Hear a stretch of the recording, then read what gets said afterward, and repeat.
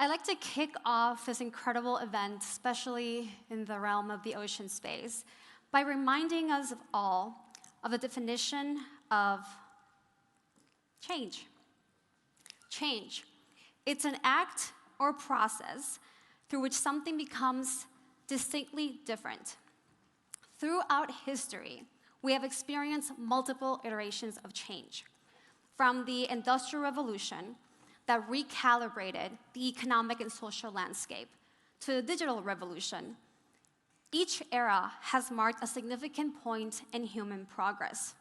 Human innovation has driven these advancements to enhance our quality of life, to expand our access to resources, and to foster economic mobility. In this relentless pursuit of progress, however, a critical stakeholder was often overlooked: our natural environment. As a global society, our singular focus on improvement, defined narrowly through the lens of profit, return on investment, and growth, has led us down a path where planetary costs of progress were underestimated and they were ignored. We built, we innovated, and we lived with a vision that saw the natural world not as a precious inheritance to future generations, but as a resource to be exploited for immediate gain. The guiding principles that once seemed to be our North Star, profit, return, and growth, have in their wake left a planet grappling with the consequences of unchecked development. Our ocean, air, and soil bear the scars of industrialization, while climate change poses an existential crisis to humanity itself. This reflection is not an indictment of progress itself, but a call to redefine what true progress means. It's a call to place environmental stewardship at its heart, at the heart of our collective endeavors, in a way that we can heal and regenerate our planet. As we stand in this crossroads of history, we are tasked with forging a new path, one that harmonizes economic ambitions with ecological sustainability. The need of the hour is not to stop progress, but to recalibrate our goals, to measure success not just by the wealth that we accumulate, but by the health of our planet. It's a call to innovate responsibly, to build economies that thrive in renewable energy, to champion policies that support our environment, and to foster a culture that values sustainability over short-term goals. Coming back to the change definition, as an act or a process through which something becomes different, change is actually a beacon of hope for all of us.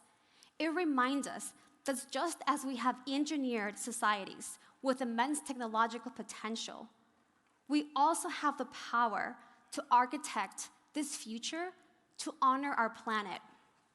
A future where progress and sustainability are inextricably linked, guiding us to a world where it's not only prosperous, but also sustainable for existing and future generations. As we embrace this vision of progress and environmental stewardship, just imagine this following scenario.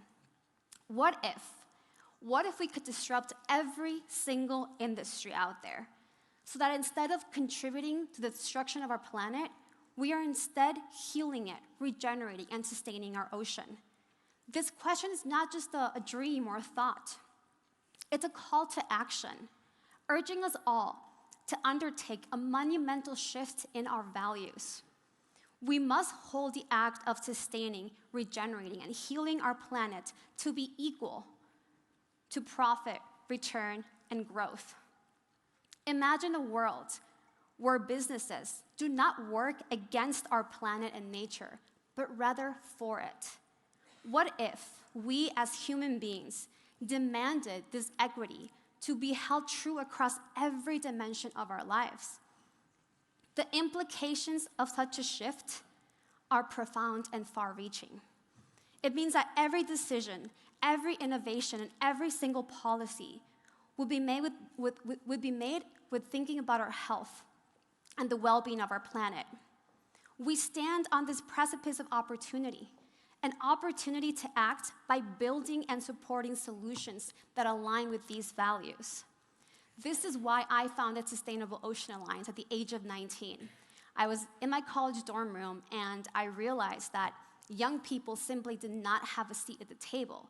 I also realized that being the youngest person in the room at a United Nations meeting, that we did not have any type of conversation or concept of solutions. Heads of state, ambassadors, CEOs kept talking about the problems we face. We've all seen the statistics, we've all seen the white papers, but no one, not one single person ever spoke about solutions. As a 19-year-old kid, I sat there waiting for someone to give me hope, someone to say, and this is the blueprint of change, but that never actually happened. And so at Sustainable Ocean Alliance, our goal is to recruit an entire generation to build solutions, support solutions. And today, I'm going to present you with 3 options that we provide to everyone out there, whether you are a youth leader, an ecopreneur, as we call them, or an ally, so you can get involved. The first opportunity that we have is to become a young leader. Our youth leadership program supports thousands of young ocean leaders in 168 countries. These youth are on the ground planting coral reefs, planting seagrass forests. They do not have to be convinced that climate change is real because they're experiencing it in every day of their lives. And for us, it's a matter of asking them, how can we support you? How can we support you with funding, with mentorship, with resources? It is these youth leaders that are actually changing the way in which we interact with our planet. We also have youth leaders that are driving campaigns, such as our campaign against deep seabed mining. The picture you see right here is of our youth that were able to guarantee Sustainable Ocean Alliance to be the first youth-led organization to have a seat as an observer at the International Seabed Authority. This is the future. We need to give youth leaders a voice because all the changes that have happened over the past generations have happened without our consent. They have happened without our permission. And so this is why we empower youth globally to make a change. Second of all, we also have the world's largest ecopreneur network. We launched the first ever Ocean Accelerator program because we saw that there were so many ecopreneurs out there in this space that had these amazing ideas about supporting ocean solutions. They had no home. And so today I'm going to give you a very brief preview of the ecopreneurs that we have in our ecosystem. We have Cruise Foam. They are converting discarded shrimp shells into an alternative to styrofoam. So styrofoam usually is a petroleum-based material that never biodegrades. Cruise Foam, as an alternative, it's made out of shrimp shells, which will biodegrade really quickly. Bound for Blue, wind-assisted propulsion systems for shipping companies to reduce polluting emissions. Bezos, unlocking the power of seaweed to develop seaweed-based packaging. OceanWorks, a global marketplace for recycled plastic materials, leading the effort to connect global demand for sustainable materials with trusted suppliers. These are just some examples, but we have over 300 solutions, both grassroots and both for-profit, that have been part of our ecosystem and network. And third, if you are not leading and being an entrepreneur, or you're not leading and being a youth leader, you can be an ocean ally. One of the questions I get all the time is, Daniela, do I have to go back to school to actually help the ocean? Do I have to be a marine biologist? And the answer is no. We need all of you, no matter where you come from, no matter what skills you have. We need lawyers, we need artists, we need educators. We need all of you to find a way in and find a way to support our planet.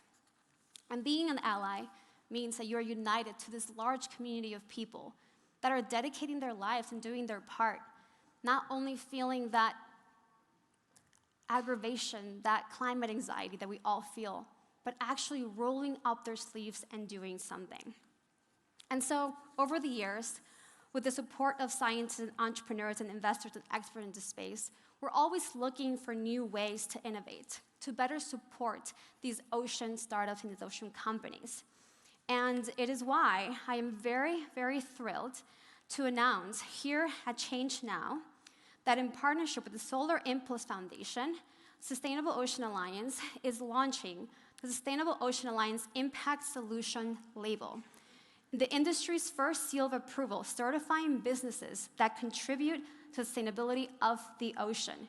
We want to make sure that we can provide, collaborate, and support all of these startups in this space that are doing the work, that are trying to measure their impact. And so by gaining access to this label, they will have that opportunity. In collaboration with the Solar Impulse Foundation, this label marks a significant milestone in vetting and certifying these businesses that are stewards of our ocean via their impact with a best-in-class stamp of approval. Over the years, Sustainable Ocean Alliance has thought very hard, what is ocean impact and how can we actually measure it? And so we developed our own framework. We're the first ones in this space to create a framework and impact methodology to ensure that we can support ocean entrepreneurs, ocean investors in measuring their impact. So with this label, we will be able to open up our doors to have more startups apply and receive the support of impact measurement. And so with this, I leave you with the most important thing you will ever do. And that is to decide how you're actually going to do your part in this space. What is the role you're going to play? Whether it be an ecopreneur, building a solution, or joining our large community of young ocean leaders, or simply becoming an ally, being a mentor, being a volunteer, doing your part. Every single one of us has a role to play because this fight is the greatest fight of our lifetime. And it's not just to preserve and conserve our planet. It's frankly to save and conserve our future and that of our families. So thank you so much for being a part of this movement, and we look forward to welcoming you into Sustainable Ocean Alliance family. Thank you.